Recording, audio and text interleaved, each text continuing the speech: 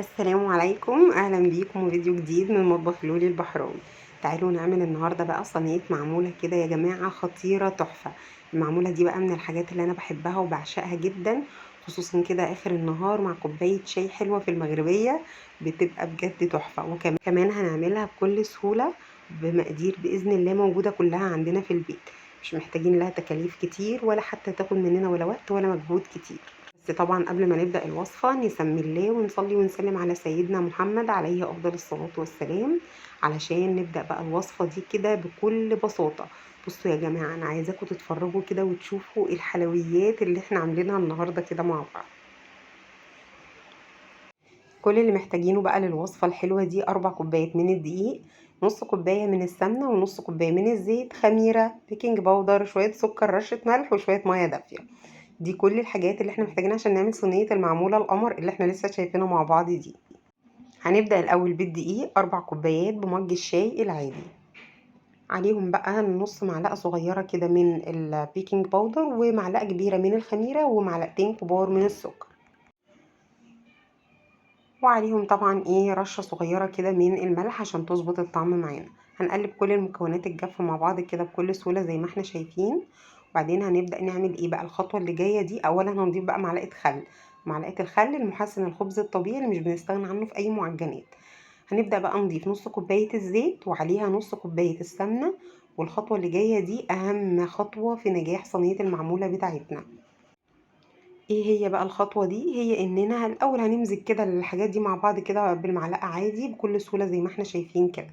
وبعدين بقى هنبدأ نعمل ايه؟ هنبدأ بقى نبس العجينة دي في ايدينا زي ما بنبس كده القرص المبسوسة والحاجات اللي متعودين ان احنا نبسها عشان تطلع ناعمة معانا ودايبة. برضو المعمولة هتطلع معانا بالطريقة دي، العجينة بتاعتها خطيرة.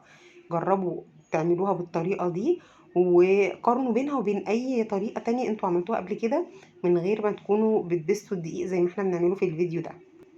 صينية المعمولة بتاعتنا ان شاء الله هتاخد مننا مش اكتر من ساعة، من اول ما بنبدأ في عمل العجينة لحد ما بنخرجها من الفرن يا جماعة. ان شاء الله كل المدة اللي محتاجينها هي ساعة كده. طلعت حقيقي حكاية. وبعد ما هنبسها بقى هنضيف المية خطوة خطوة. كل اللي انا استخدمته في الوصفة دي كوباية واحدة من المية، وطبعا ده بيرجع لحسب نوع الدقيق. هي كوباية المية ونص كوباية من الزيت ونص كوباية من السمنة، يعني كل مجموع السوائل اللي دخلناها للعجينة هي كوبايتين مية وسمنة وزيت، مش اكتر من كده.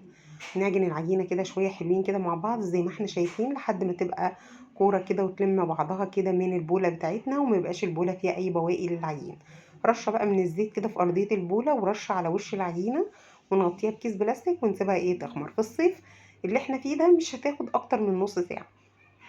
نبدأ بقى على لما العجينة بتاعتنا تخمر نحضر كل الحاجات بتاعتها. هنبدأ بقى نحضر الشربات. الشربات بتاعها بيبقى خفيف وبارد. هنضيف كوباية واحدة بس كده من السكر، وكوباية كمان من المية، عليهم معلقة كبيرة من عسل الجلوكوز، وهنحطها على النار زي ما احنا شايفين لحد ما تغلي. هنبدأ نعصر عليها عصير نص ليمونة، وبعدين شوية كده وهنبدأ نشيل الريم من على وشها بالشكل اللي احنا شايفينه ده بكل سهولة. 3 4 غلوات بالكتير، وهنطفي عليه ونرفعه من على النار، لانه شربات المعمولة بيبقى بارد زي شربات البسبوسة كده. نيجي بقى للحشوة. دي كوباية من السميد اللي هو دي البسبوسة، عليها كوباية من السكر، و3 معالق كبار من القرفة او معلقتين من القرفة على حسب حبكم لنكهة القرفة تبقى قوية ولا لا فيها. انا بحبها بتبقى قوية، بحط 3 معالق.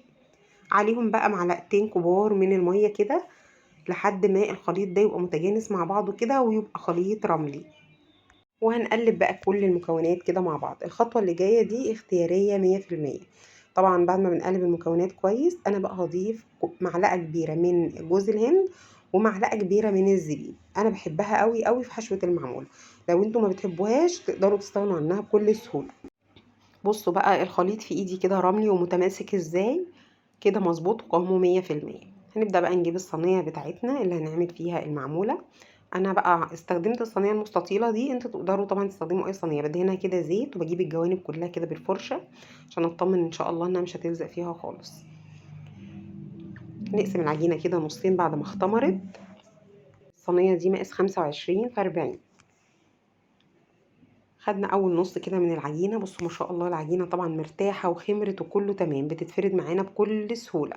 هحاول افردها على قد ما اقدر على شكل مستطيل عشان تاخد شكل الصينيه وافردها فيها بكل سهوله بالشكل ده. هشيلها بقى كده اضيفها جوه الصينيه، افردها كده جوه الصينيه. هنلاقيها برضو بعد ما فردناها شويه يعني شد حيلها كده معانا شويه، نروح جايين راكنينها على جنب على ما نفرد النص التاني.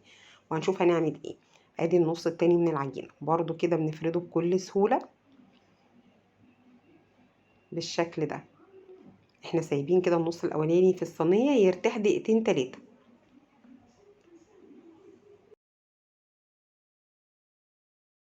ده النص الاولاني اهو، لما رجعت له بعد دقيقتين تلاتة بدأ بقى يتفرد في الصينيه كده سهل جدا جدا.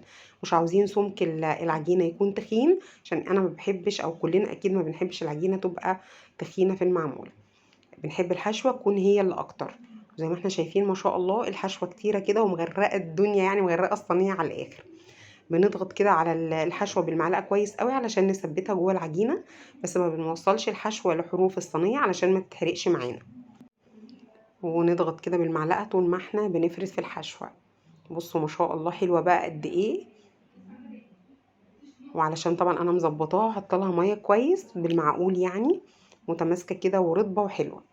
الحشوه تحفه. بقى نجيب النص التاني من العجينه اللي احنا برضو لسه فاردينه.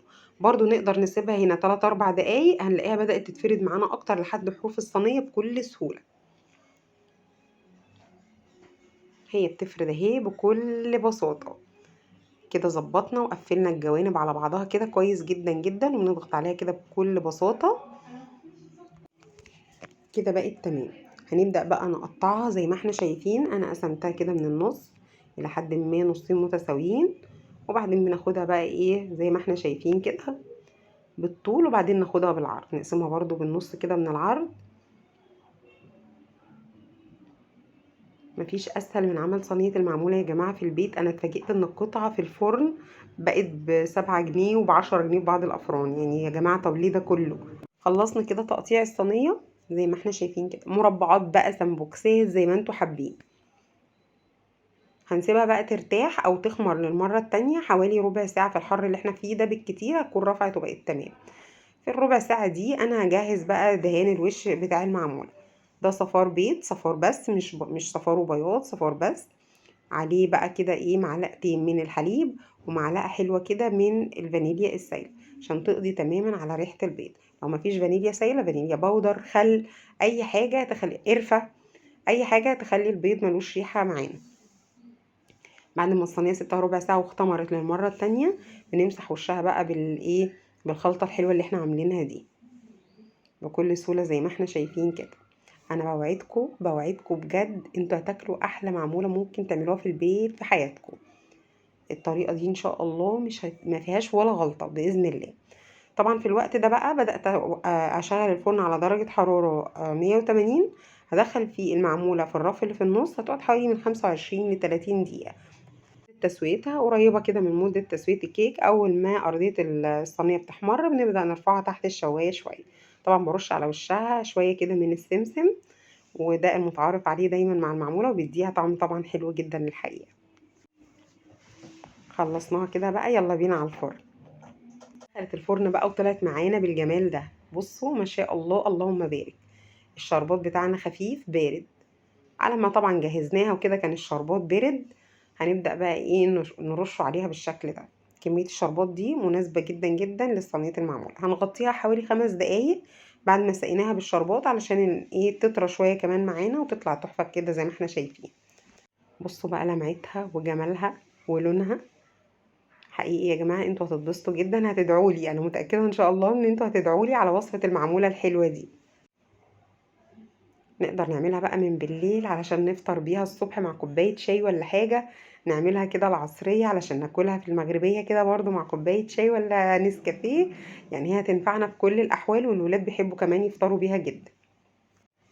طرية بقى كده وشرباتها مظبوط وعجينتها لا تخينة ولا فيها أي حاجة. بصراحة تحفة.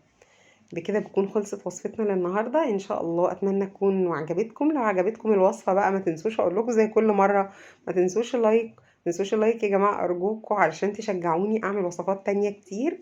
ولايك وشير مع حبايبكم لو عجبكم الفيديو، وتابعوني على الفيسبوك باسم مطبخ لولي، وعلى الانستجرام باسم مطبخ لولي البحر. اشوفكم فيديو جديد على خير، والسلام عليكم.